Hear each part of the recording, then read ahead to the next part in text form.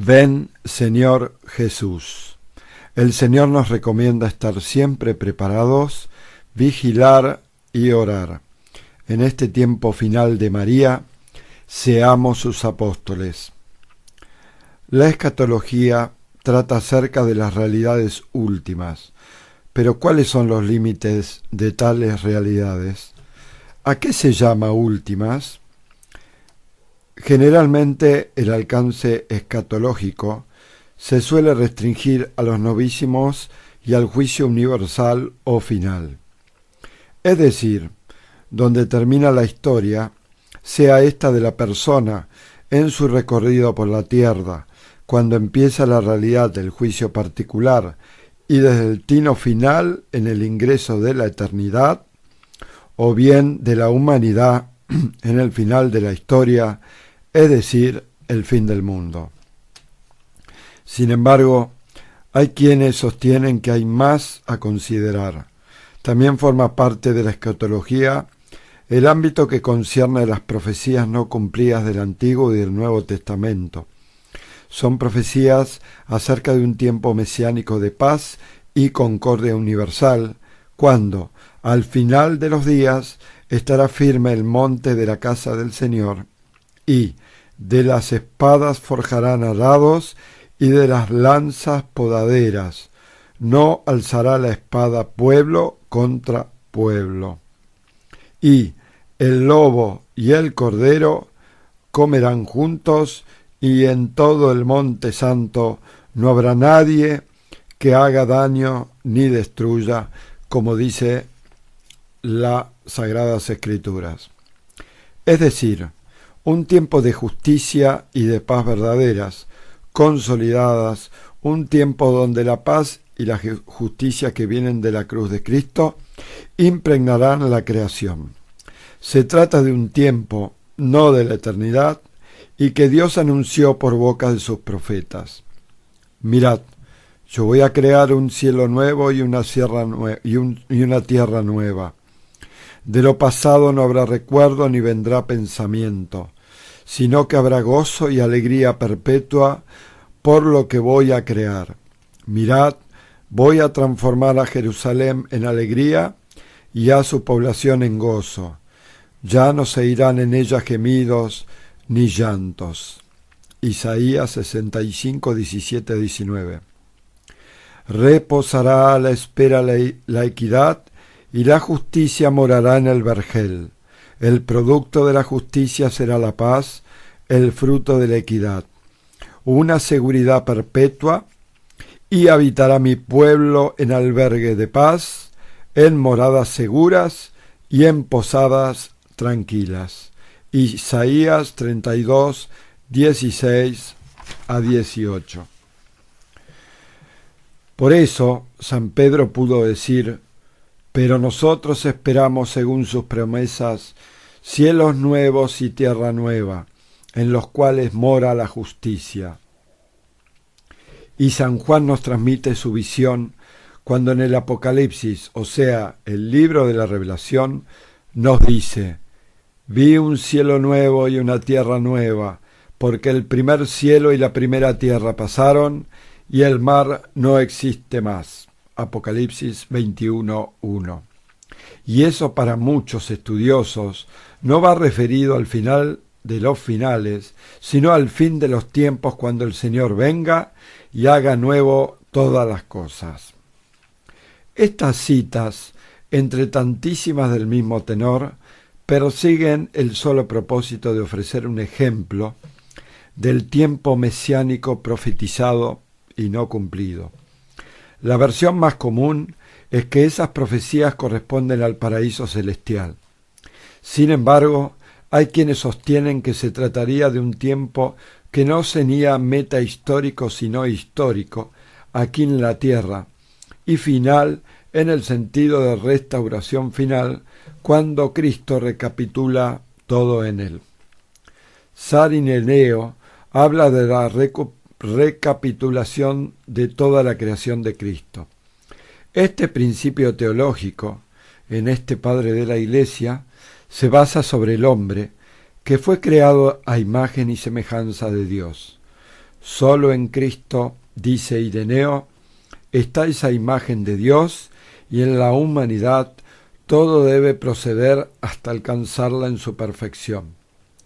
Por eso, Jesucristo es como un nuevo punto de partida de la creación en la historia. Punto de partida que aviene en la plenitud de los tiempos y que debe llegar a su máxima expresión en la misma historia. Por eso la palabra eterna de Dios asume la humanidad en Cristo, el nuevo Adán, que ha de restaurar el paraíso.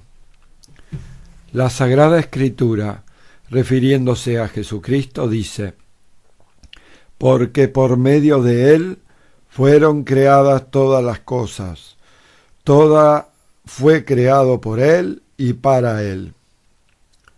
Ese para Él significa la creación al servicio del Señor, o sea, reconociendo y viviendo bajo el único señorío de Cristo. No es necesario decir que lejos estamos de ello. En la fiesta solemne de Cristo Rey, la oración dirigida al Padre reza: Señor Todopoderoso y Eterno, que quisiste fundar todas las cosas en tu Hijo muy amado, Rey del universo, haz que toda la creación, liberada de la esclavitud del pecado, sirva a tu majestad y te glorifique sin fin. La oración está puesta en la esperanza, avalada por las Sagradas Escrituras, que la creación se verá libre del poder del mal y así podrá servir y alabar a Dios, estando sometida a Jesucristo, Rey del universo, antes de su fin histórico. Hay que reconocer que sobre este tema del tiempo mesiánico, a lo que vendrá al final de los tiempos, existe un tabú que hace infructuosa toda mención, porque enseguida se la desestima como cosa juzgada y condenada. Me refiero al mileniarismo. Sin embargo, la respuesta condena es sobre todo su forma política, la supuesta condena, es sobre su forma política crasa, interpretación literal de la venida de Cristo, para instaurar un gobierno sobre la tierra. Empero, existe lo que se llama mileniarismo mitigando, donde se dice que no se lo puede enseñar porque no hay certeza. Y luego están los llamados mileniarismo espiritual y alegórico. Por tanto, la cuestión no se cierra ahí, sin más, impidiendo toda especulación teológica, sino que queda abierta. Se entiende que es cuestión abierta el estudio, no la fantasía, porque si no, como se aduce, ¿qué sentido tendrían todas aquellas profecías si todo ocurre cuando este mundo termina? Además, ¿cómo podrían interpretarse de otro modo? Solo si al final de los tiempos fuera lo mismo que el fin del mundo, pero no lo es. El final de los tiempos no coincide con el fin del mundo, sino que tiene un significado preciso, en el cual algunos acontecimientos como la apostasía, la persecución a los cristianos, son signos que estamos ya mismo viviendo. El fin de los tiempos es el del juicio a las naciones, el del anticristo y el abominio de la abominación de la desolación, el de la iluminación de Israel, el de la gran tribulación y purificación, que desemboca en un tiempo de absoluta novedad, de transformación de alcance cósmico, o sea, en la tierra y en todo lo creado, donde Cristo es en todo, en todos. Y la historia universal continúa hasta su desenlace final con el juicio universal, cuando la Iglesia entre en su gloria en la Pascua definitiva. Por eso se explica también la respuesta sencilla de aquella niña, Conchita, vidente de Garabandal, cuando aclara a su madre Aniceta que después de los 3 papas que seguirían a Juan XXIII, no vendría el fin del mundo, sino el fin de los tiempos.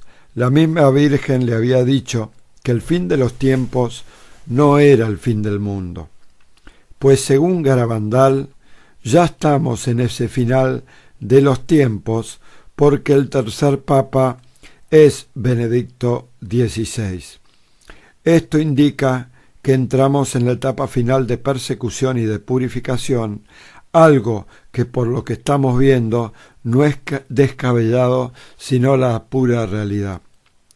Queridos oyentes, en este punto quiero aclararles que nunca la Virgen dijo en Garabandal que no iba a haber más papas. La Virgen dijo que después de Benedicto XVI, sin nombrarlo por supuesto, iba a ser el último, usó un término matemático, y que después venía el fin de los tiempos, que eso no significa de que iba a ser el último papa, sino que es el último papa previo al fin de los tiempos. Seguimos con este relato.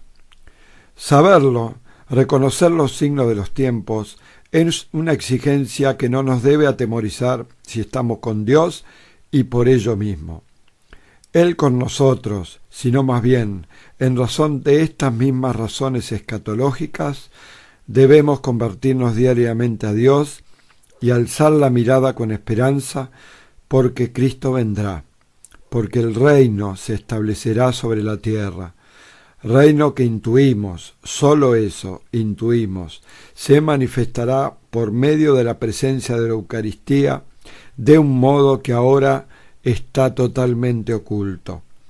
Porque si bien hay una presencia real, viva, total, substancial de Cristo en la Eucaristía, ella no es para nada evidente.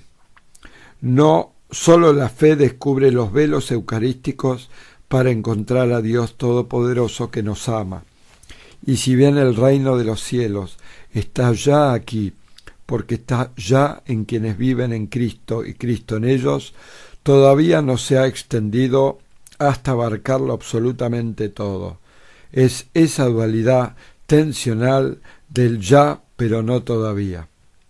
Por eso, también en un cierto modo, estamos desde la encarnación de Dios en el Hijo, en el final mesiánico, cuando se alcanzó la plenitud de los tiempos, pero igualmente no hemos llegado al cumplimiento definitivo en razón de la oposición de las fuerzas del mal a las que se suma la rebelde autonomía del hombre hacia Dios. Este es el momento histórico en el que entraríamos en el final de los tiempos, caracterizado por grandes acontecimientos de todo tipo y por la purificación hasta el triunfo del Inmaculado Corazón de María sobre el mal, exaltada como la mujer que derrota a Satanás y rescata a sus hijos de las garras del infierno. La victoria ya había sido ganada por Jesucristo en la cruz, y de esa victoria participó de un modo oculto para los hombres, pero no para Dios, la Madre del Señor. Su triunfo en estas sus batallas finales es, en cierto modo, un nuevo triunfo de Cristo, que será reconocido universalmente como Rey y Señor cuando Él sea todo en todos. Vuelvo a repetir esto porque es muy, pero muy importante. La victoria ya había sido ganada por Jesucristo en la cruz, y de esa victoria participó de un modo oculto para los hombres, pero no para Dios, la Madre del Señor. Su triunfo en estas sus batallas finales es, en cierto modo, un nuevo triunfo de Cristo, que será reconocido universalmente como Rey y Señor cuando Él sea todo en todos. De todo esto se desprende que no debemos ser espectadores pasivos mientras se desarrolla el drama de nuestra salvación, sino actores comprometidos que sería y serenamente siguen un camino de conversión, confiando siempre en la misericordia de Dios y en la maternidad de María, y cooperan activamente con sus Eucaristías, penitencias, oraciones, adoraciones, reparaciones, dolores a ese triunfo que es el de la salvación de las almas. La Santísima Virgen nos llama a ser sus apóstoles, aquellos apóstoles profetizados por San Luis María Griñón de Montfort de los últimos tiempos, hijos que siguen a la Madre y se ofrecen generosamente para que aquellos que estén lejos de Dios conozcan su amor y se acerquen al Salvador. Y no olvidemos además de recuperar la atención escatológica perdida, porque ella no hace solo a la fe, sino fundamentalmente a la esperanza. Entonces, clamemos al cielo con voz renovada: ven, Señor Jesús, Maranatha. Padre Justo Antonio Lofeudo, ven, Señor Jesús. Y en todo el Monte Santo no habrá nadie que haga daño ni destruya, como dice las Sagradas Escrituras. Es decir, un tiempo de justicia y de paz verdaderas, consolidadas, un tiempo donde la paz y la justicia que vienen de la cruz de Cristo impregnarán la creación. Se trata de un tiempo, no de la eternidad, y que Dios anunció por boca de sus profetas. Mirad, yo voy a crear un cielo nuevo y una tierra nueva. De lo pasado no habrá recuerdo ni vendrá pensamiento, sino que habrá gozo y alegría perpetua por lo que voy a crear. Mirad, voy a transformar a Jerusalén en alegría y a su población en gozo. Ya no se irán en ella gemidos ni llantos. Isaías 65, 17, 19. Reposará a la espera la equidad y la justicia morará en el vergel. Ven, Señor Jesús. El Señor nos recomienda estar siempre preparados, vigilar y orar. En este tiempo final de María, seamos sus apóstoles. La escatología trata acerca de las realidades últimas, pero ¿cuáles son los límites de tales realidades? ¿A qué se llama últimas? Generalmente el alcance escatológico se suele restringir a los novísimos y al juicio universal o final.